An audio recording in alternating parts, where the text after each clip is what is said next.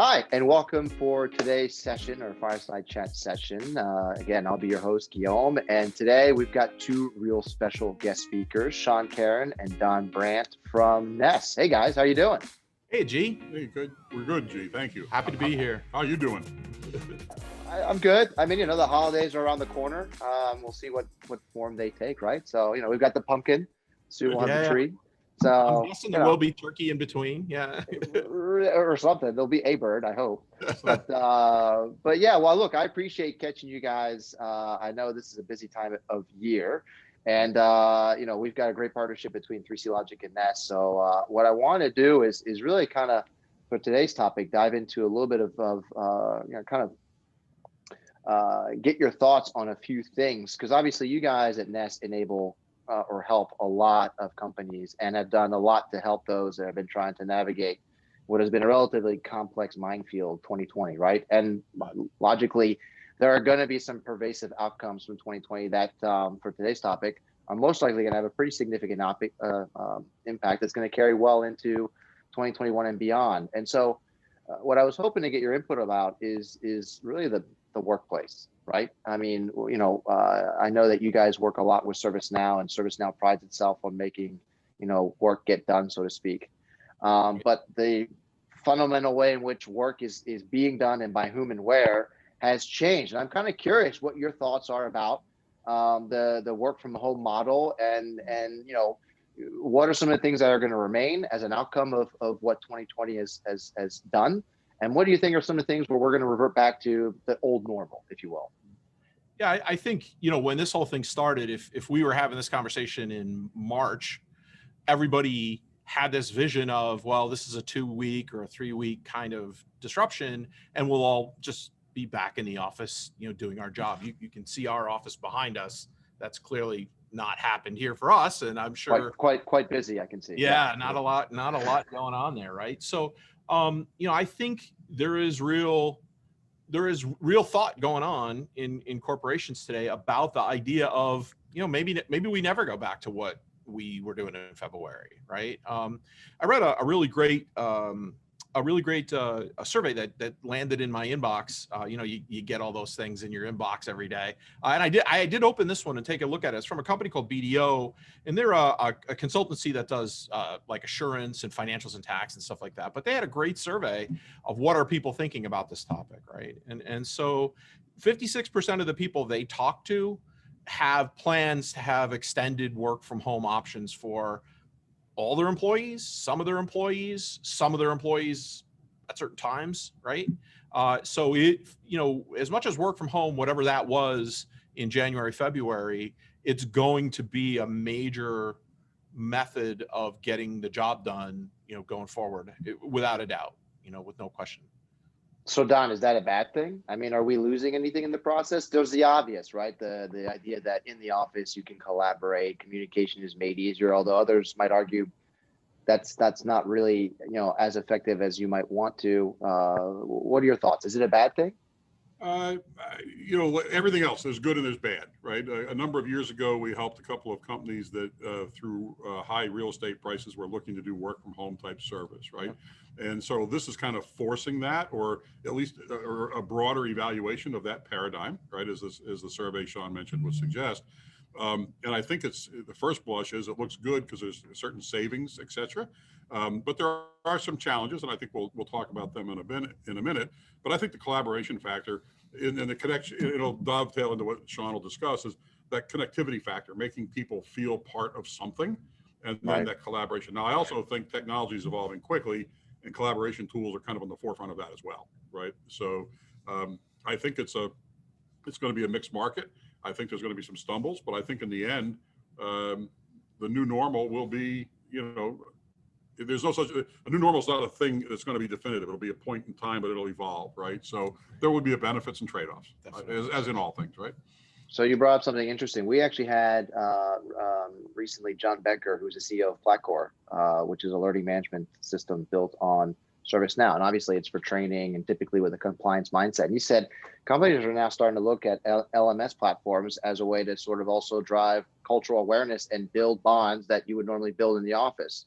And so I agree with you. There are there are some shifts, right? The collaboration and so forth. You're going to have to find different ways to, get people behind what the company that they work for and why they're working for it, right? What that meaning is. But Sean, you were going to talk about challenges a little bit. Yeah, so I think there are a few, and one of them comes right from what you just said, right? To my mind, people, we have people, I've been here for 12 years, Don's been here for 12 years. There's a lot of people who work here at Ness who have been here for a very long time. What about onboarding, right? I mean, everything that we've ever heard about onboarding says there's the physical onboarding part and having the computer there and access to systems and stuff like that. And that's all stuff ServiceNow's been doing for years, right? And we've been helping customers do for years. But there's the social onboarding. There, like you just said, there's the corporate culture and belief system and structure about who we are. How do you really inculcate that in a new hire who you never physically lay eyes on? Difficult, right? I don't, to me, it's interesting, this same survey that I was talking about, they asked a question like that. They said, hey, do you think your current onboarding processes, how would you rate them out of 10 for the ability to deal with new hires who are at work from home? And most companies said that, they rated their policies and their capabilities as a 7 or an 8 out of 10. My guess is that's way overrated. I think there's a lot that is going to have to change in that space. Now, yes, you can onboard them physically. I guarantee that people will get that figured out, right? But I think the cultural part is the reason people stay. We are here because we love this company. We built it. We were part of this company really kind of almost from day one. And, how do you give somebody that sense when they sit in their bedroom in their, pajamas from the waist down? Right? So what are your customers telling you? I mean, do they have a plan, or what are you suggesting? Or is that still TBD, so to speak? It's TBD. I think people don't have plans. Well, yeah, I would say it's caused a flip, right? Because up until the pandemic, the focus really always was on the access to the technology, right? Do you have access to the right applications? Can you do your job quickly?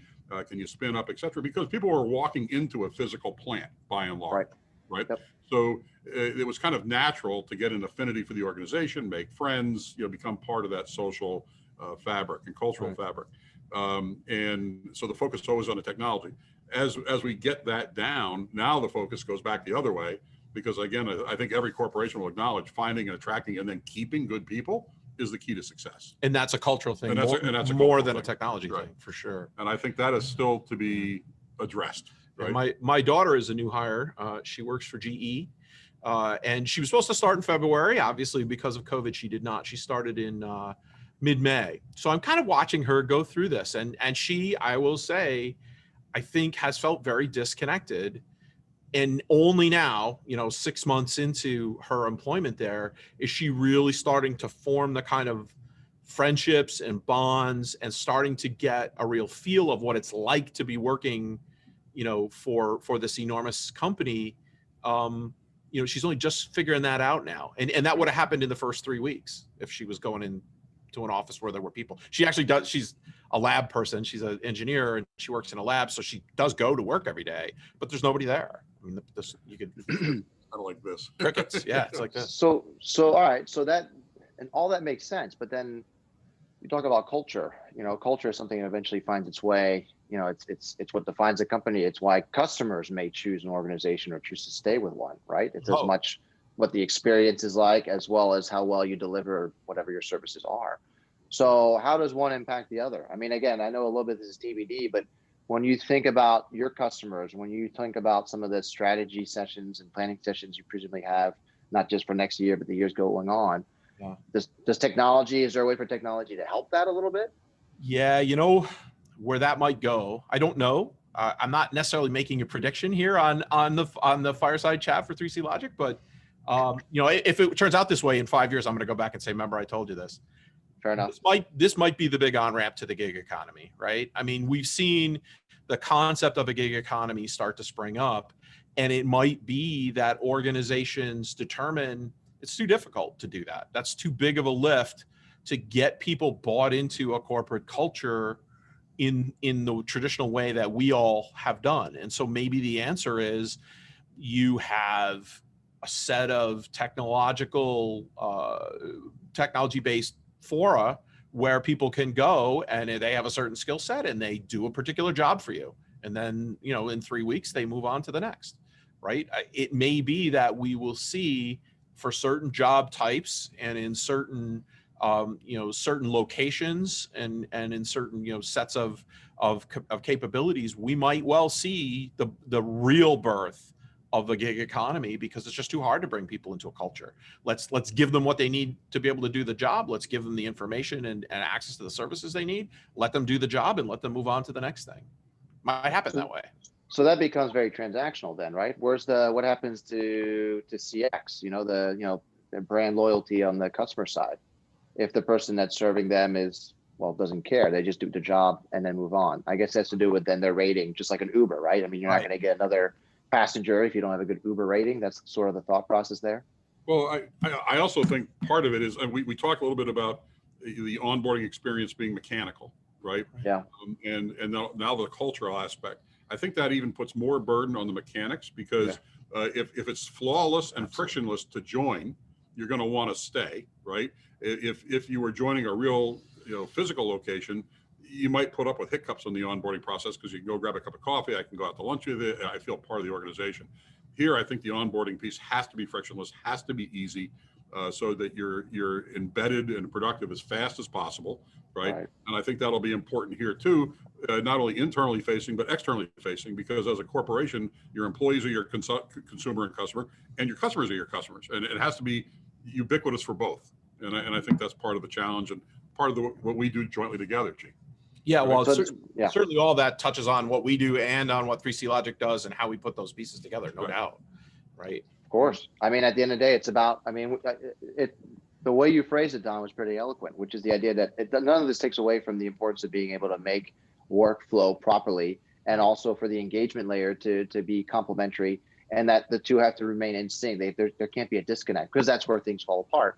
And to your point, if we go to, let's say, Sean's right, in 5 years, and it is a gig economy, that doesn't take away from the fact that actually you need to be more on your game, not less. Otherwise, more on your game. Yeah, no question.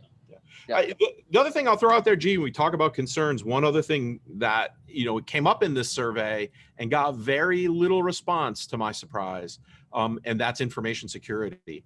Obviously, when everybody comes to an office and we're sitting on a corporate Wi-Fi behind a corporate firewall with all of the technology in place, obviously people still have problems with losing data and bad access into systems and stuff. But when that stuff is distributed across, all of these work from home locations, and, people in the summer working, from outside the Starbucks or whatever, I mean, everybody did that before. I mean, people were doing that last year for sure, but just the sheer volume is tripled, quadrupled, whatever the right number is.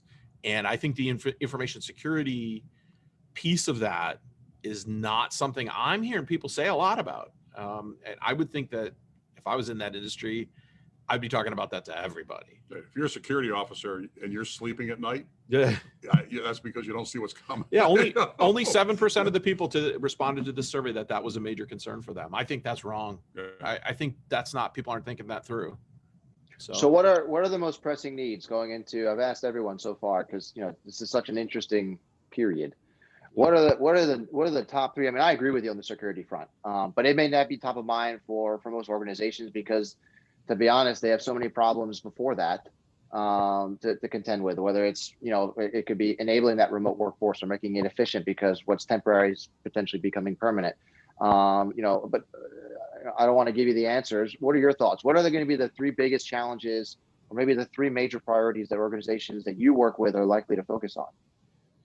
Well, I think number one will be enabling that work from home capability, right? And ServiceNow as a platform is very well positioned to be able to do that, and being able to reach those people on that platform is what 3CLogic does, right? So, I think that combination is a marriage made in heaven, because people are just going to have to do that. You can't leave somebody at home without a way to request the things they need to do their job, without a way to provide the services they provide to the company, and without a way to get the things that affect them as a person, their HR and things like that. What do you think? What's number two? Well, I think kind of part and parcel with that, and we've always talked about this, and it's always been important. But I think organizational design and adoption is going to be part of that, maybe in a different facet. but now all of a sudden supporting remote and everybody's remote, et cetera, maybe even as deep as into the organization as an operating model shift is going to have to take place to support some of the things we're talking about. And again, as you said, some of it's to be determined. Is the rate of change is only accelerating. So the laws of physics seem to are suspended as we accelerate into this thing. It's almost moving. But that would make the case for cloud, right? I mean, everyone was gradually moving to cloud platforms and so forth. There's quite a lot of the largest companies. I mean, still have a lot of antiquated, hardware, legacy environments. So, I mean, you talk about the flexibility. I mean, that's obviously moving those initiatives forward too, right? Is I can't afford to be a 5-year plan anymore. I need a 1-year plan now. Right. Yeah. Well, and even, I'll give you a terrific example. With everything in the cloud, and we as a business, we pretty much have everything in the cloud, right? I came here to the office on Monday or Tuesday, forgot my power cord, and I had been using my computer the night before. I had 30% battery left, right? I can pick up any Mac in the office and do everything I need, right? I'm in O365, so all that stuff is there. All the tools that I need are there for everything I want to put down. My files are in Box. My demos that I'm putting together or things that I'm working on is in ServiceNow, right? Yeah. So I do this in my house. I'm like a nomad, right? I'll have this computer up in my office and I'll be working on it. I get downstairs, I'm sitting on the couch. I'm like, and I pick up the MacBook Air that's sitting on my coffee table and just log in and do whatever I need to do. And, so I think that kind of ubiquitous access to the cloud is a key thing. Maybe that's number 3. Maybe I guess if I had to say, if number 1 is, is the things we talked about, if number 2 is organizational structure, maybe number 3 is what we started with, this idea of having a capability to inculcate a corporate culture in a widely and onboard people into that culture in a widely distributed environment, right? That's probably number 3 in my opinion. Well, that's as good a place as any to end this quick fireside chat. Sean, Don, always a pleasure to have you guys. For those of you watching, if you've got questions for any 3 of us, but presumably for the Ness team, feel free to just put some comments or some questions in the comment field below, and I'm sure Don and Sean will be happy to weigh in. Otherwise, happy holidays to you both, and I'm sure we'll be touching base soon.